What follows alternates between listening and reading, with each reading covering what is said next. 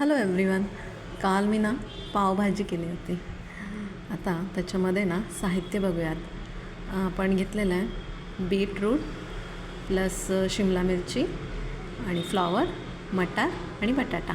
सगळं साहित्य मी डिस्क्रिप्शनला व्यवस्थित टाकणार आहे.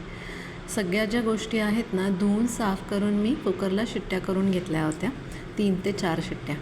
आणि त्याच्यानंतर भाजी जेव्हा गरम होती तेव्हाच थोडीशी स्मॅश करावी म्हणून मी पटकन स्मॅशरने थोडीशी स्मॅश केली, कारण ती नंतर होत नाही.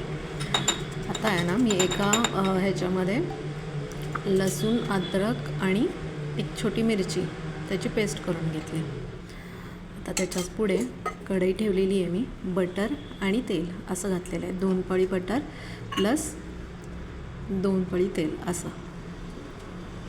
बटर एक मोठी क्यूब घातली होती. आणि त्याच्याच नंतर जी आपली पेस्ट केली होती लसूण, मिरची आणि अद्रकची, ती पण त्या बटरमध्ये आणि तेलामध्येच भाजून घेतली थोडीशी. त्याच्याच नंतर मी 2 कांदे कापून घेतले होते बारीक बारीक, ते सुद्धा मस्त त्याच्यात टाकून परतून घेतलेले आहेत. कांदा थोडासा मऊ झाला की त्याच्यामध्येच आपल्याला 2 टोमॅटो टाकायचे आहेत. टोमॅटो झाले की आपल्याला सगळे मसाले टाकायचे आहेत. लाल मिरची पावडर 2 चमचे, धनेपूड 1 चमचा, 2 चमचे काश्मीरी मिरची पावडर. त्याच्याचमध्ये आपल्याला पावभाजीचा मसाला पण टाकायचा आहे.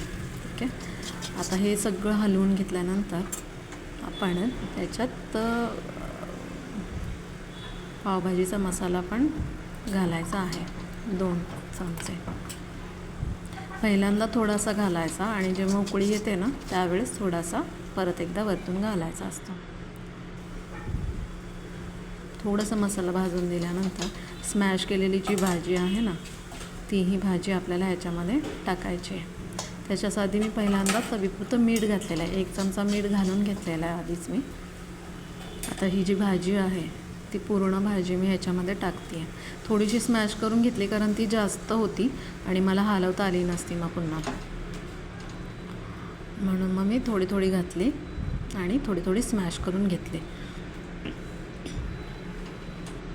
स्मॅशरने व्यवस्थित स्मॅश केल्यानंतर त्याच्याचमध्ये मी जे बाकीचं जे भाज्यांचं थोडं थोडं पाणी उरलं होतं ते पण मी फेकून न देता मी त्याच्यामध्ये टाकून दिलेलं आहे.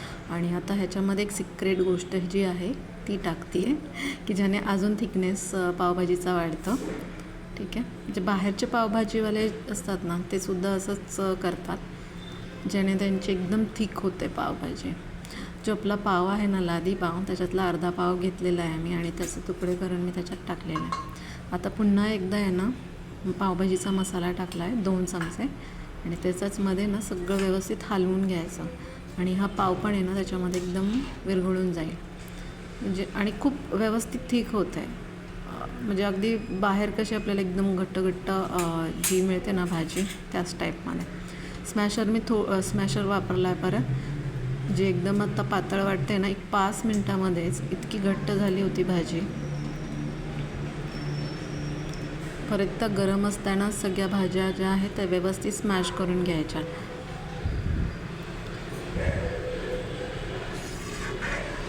आता ही ग्रेव्ही बघा आणि आधीच्या ह्याच्यामध्ये भरपूर सारा फरक आहे. आता थंडीचे दिवस आहेत, एकदम पण पातळ नको म्हणून मी थोडीशी ग्रेव्ही व्यवस्थित ठेवली होती मीडियम, कारण ती थोड्या वेळाने थोडी थंड जर झाली तर लगेचच घट्ट होऊन जाते. मस्त भाजी आपली रेडी आहे. त्याच्यावरती कोथिंबीर गार्निश केली आणि मस्त पाववाला बटर वगैरे लावून गरमागरम लगेचच सर्व केली. कशी वाटली पावभाजी? सिक्रेट इन्ग्रेडियंट्स पण वापरा तुम्ही, तुमची भाजी नक्की छान होणार. ओके. आणि सबस्क्राईब करा चॅनलला, सपोर्ट करा. Thank you so much.